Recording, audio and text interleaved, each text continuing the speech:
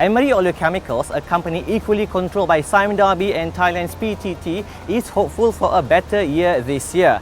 This is amid challenging economic outlook as well as volatile CPO prices. Its CEO Ramesh Kana talked to the HTV, outlining his vision for the company to sail through these murky times.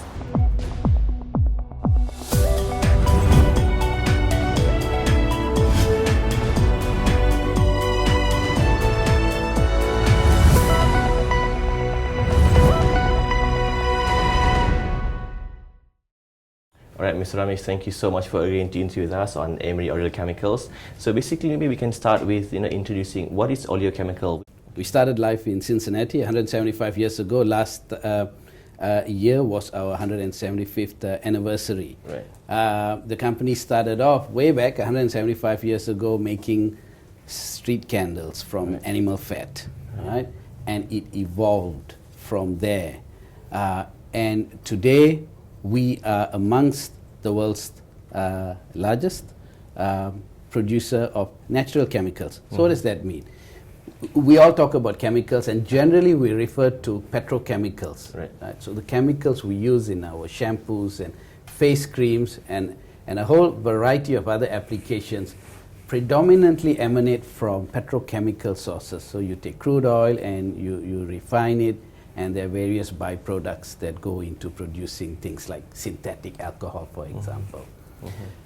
Oleochemicals is quite the opposite. The feedstock, the raw materials we use are natural. So it's either animal fat or it's vegetable fat. So animal fat simply means we get fat that comes out of this process, abattoirs where they slaughter cows and goats and that sort of thing, and we get the fat and we take the oil out of it. We actually just purchase the oil once it's been processed, and we use that as our feedstock. This is what we do, for example, in the US. In North America, Emery is the #1 player today, and our feedstock is 100% animal fat.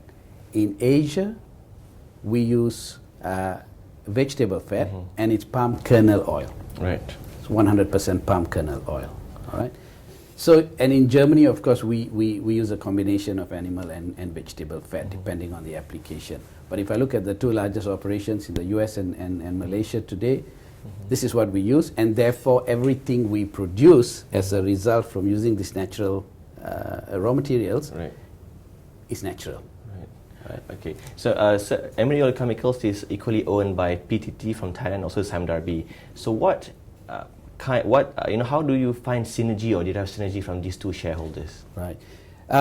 It's a very good question, and the impact of having two equally large shareholders who are at different ends of the value chain is very significant for us. Sime Darby, of course, the upstream end with plantations, and PTT Chemicals at the downstream, where they're much closer to the end customers, the end consumers in chemicals. So we are very fortunate in that we gain the benefit of market intelligence, marketing support from both shareholders. Right? We have the upstream and we have the downstream, and we sit right in between. It's hard to be any more specific than that. Suffice to say that we have very close relationship, communication, very frequent communication with both our shareholders. And in the 7 years that I've been with the company, it's been a tremendously positive engagement. And we also understand that in US you're using tallow as a feedstock. Yes. In Malaysia you're using CPO, and That's also in others you're using a mix of tallow and vegetable oils for Europe. Yes. How do you manage the risk to the volatile and fluctuation, especially in Malaysia where you are linked to the CPO prices? Right. And Sulhi, I think this is probably a great question, because this is what I spend most of my time on as the group CEO, is how do I manage the risk that emanates from the volatility of our feedstock. Correct. And it's a very difficult one. I mean, you have all sorts of tools in the market to hedge and so forth, but ultimately there's no free lunch, right?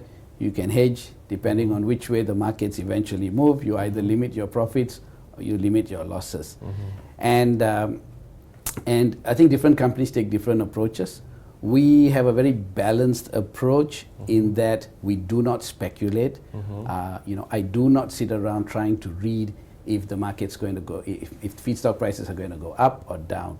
We tend to purchase when we know we have orders to fulfill, and so our whole supply chain is very tight in that way. Sure, it can limit upside profitability, but it also limits my risk in a lot of ways. The oleochemical industry, seems to be competitive? Are you seeing excessive capacities emerging elsewhere?